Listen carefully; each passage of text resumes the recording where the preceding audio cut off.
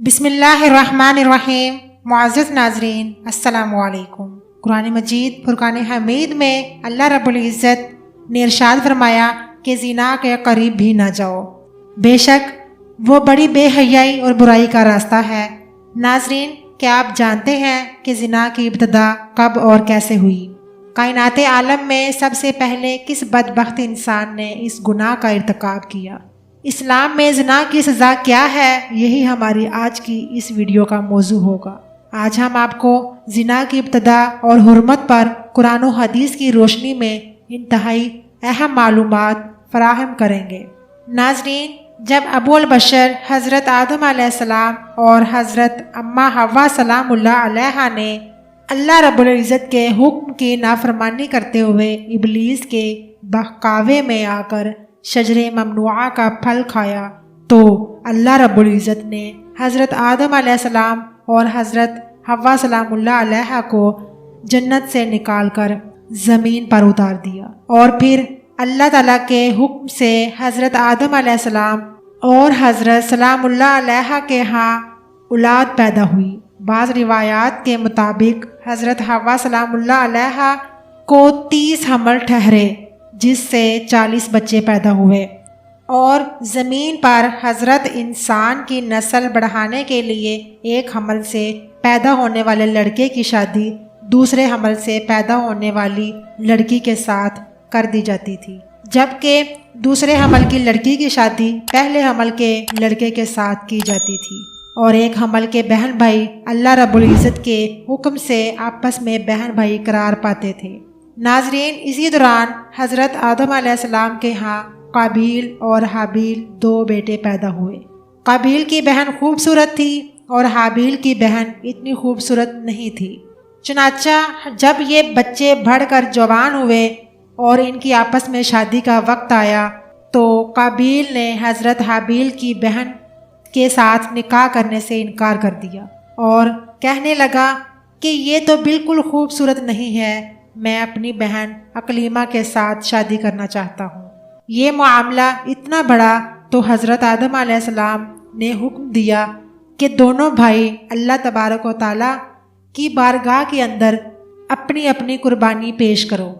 جس کی قربانی اللہ کی بارگاہ میں قبول ہوئی، وہی شخص عقلیمہ کے ساتھ شادی کرے گا۔ قابیل کھیتی باڑی کا کام کیا کرتا تھا، جبکہ حضرت حابیل علیہ السلام بکریاں چرایا کرتا تھا۔ چنانچہ حضرت حابیل علیہ السلام نے اللہ رب العزت کی بارگاہ کے اندر ایک خوبصورت بکری کا بچہ پیش کیا، جبکہ قابیل نے گندم کا گٹھا اٹھا کر اللہ رب العزت کی بارگاہ میں پیش کیا۔ اللہ تبارک و تعالیٰ کی بارگاہ کے اندر جب یہ دونوں قربانیاں پیش کی، اس زمانے کے رواج کے مطابق آسمان سے آگ اتری اور اس نے حضرت حابیل علیہ السلام کی قربانی کو نگل لیا، یعنی یہ ثابت ہو گیا کہ حضرت حابیل علیہ السلام کی قربانی اللہ کے حضور قبول ہو گئی ہے۔ جس پر قابیل کہنے لگا، پھر ضرور میرے باپ حضرت آدم علیہ السلام نے حابیل کے لیے دعا کی، جن کی وجہ سے اس کی قربانی قبول ہو گئی ہے۔ ناظرین، قرآن مجید فرقان حمید میں حابیل اور قابیل کا قصہ سورہ مائدہ میں جب حضرت حابیل علیہ السلام کی قربانی قبول ہوئی، تو قابیل نے حضرت حابیل علیہ السلام کو مارنے کی دھمکی دی۔ روایات کے مطابق حضرت حابیل علیہ السلام قابیل سے زیادہ طاقتور تھے، لیکن آپ نے اللہ تعالیٰ کے خوف کی وجہ سے فرمایا، اگر تم مجھے قتل کرنے کے لیے اپنا ہاتھ بڑھاؤ گے، تب بھی میں تمہیں قتل کرنے کے لیے اپنا ہاتھ نہیں بڑھاؤں گا، کیونکہ مجھے تمام جہانوں کے پروردگار اللہ رب العزت کا خوف ہے۔ اگر تم اس انتہا تک پہنچ جاؤ کہ مجھے قتل کر ہی دو، تو اپنے گناہوں کے ساتھ ساتھ میری خطاؤں کا بوجھ بھی تمہارے سر ہوگا۔ چنانچہ قابیل نے غصے میں آ کر حضرت حابیل علیہ السلام کے سر پر پتھر مارا، جس سے آپ کی موت واقع ہو گئی، اور یہ زمین پر پہلا قتل تھا۔ جب قابیل حضرت حابیل علیہ السلام کو قتل کر چکا، تو اسے فکر لاحق ہوئی کہ اب اس کی لاش کو کیسے ٹھکانے لگائے۔ وہ حضرت حابیل علیہ السلام کی لاش کو اپنے کندھوں پر اٹھائے कई दिन तक मारा मारा फिरता रहा।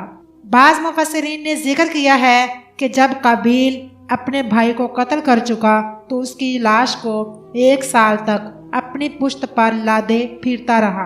फिर अल्लाह तबारक व तआला के हुक्म से 2 कव्वे आए और उन दोनों कव्वों ने काबील के सामने झगड़ा किया और एक कव्वे ने दूसरे को मार दिया। फिर उसने जमीन खोदकर दूसरे कव्वे को उसके अंदर डालकर उसके ऊपर मिट्टी डाल दी। काबील ने जब कव्वे को देखा तो अफसोस करने लगा कि मैं अपने भाई की लाश को भी ना छुपा सका। चुनाचा फिर उसने भी इस तरह किया और हज़रत हाबील अलैहिस्सलाम को ज़मीन के अंदर दफन कर दिया।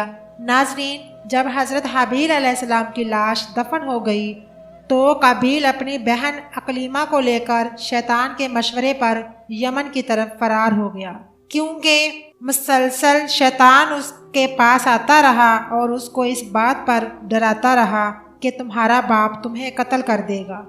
लिहाजा वो अपनी बहन को लेकर दूर दराज वादियों में फरार हो गया, जहां उसने सकूनत अख्तियार कर ली और वालिद के दीन हक को छोड़कर पहले आतिश परस्ती और उसके बाद बुत परस्ती शुरू कर दी। दुनिया में कत्लो गारत, हसद फसाद, बुत परस्ती की बुनियाद काबील ही ने रखी और तारीख़ आलम में सबसे पहले उसने ज़िना का इर्तिकाब भी किया। उसने अपनी बहन अकलीमा के साथ ज़िना किया। हज़रत आदम अलैहिस्सलाम को अपने फर्जंद हाबील के कत्ल का सख्त रंजो गम था, क्योंकि वो उनका जानशीन था। हज़रत आदम अलैहिस्सलाम उसकी याद में 40 साल तक रोते रहे, यहाँ तक कि अल्लाह ने उन्हें हाबील के बदले एक नहायत नेक और सआदतमंद फर्जंद अता फरमाया। हज़रत आदम अलैहिस्सलाम और हज़रत हव्वा सलामुल्लाह अलैहा ने उस बेटे का नाम शीस रखा, जिसके मायने हैं अल्लाह का अतिया। हज़रत शीस अलैहिस्सलाम को अल्लाह ताला ने नबूवत से सरफराज फरमाया। और नाजरीन, हाबील के कत्ल के बाद काबील ने अपनी बहन अकलीमा से शादी की, यानी ज़िना किया, जिसके बाद ज़िना की इब्तिदा हुई। ज़िना को इस्लाम में एक बहुत बड़ा गुनाह शुमार किया गया है और इस्लाम ने ऐसा करने वालों की सज़ा दुनिया में भी रखी है और मरने के बाद भी। अल्लाह ताला के यहाँ इस काम की सख्त सज़ा है। ज़िना के बारे में अहादीस और कुरान मजीद फुरकान हमीद में मुख्तलिफ रवायात मौजूद हैं।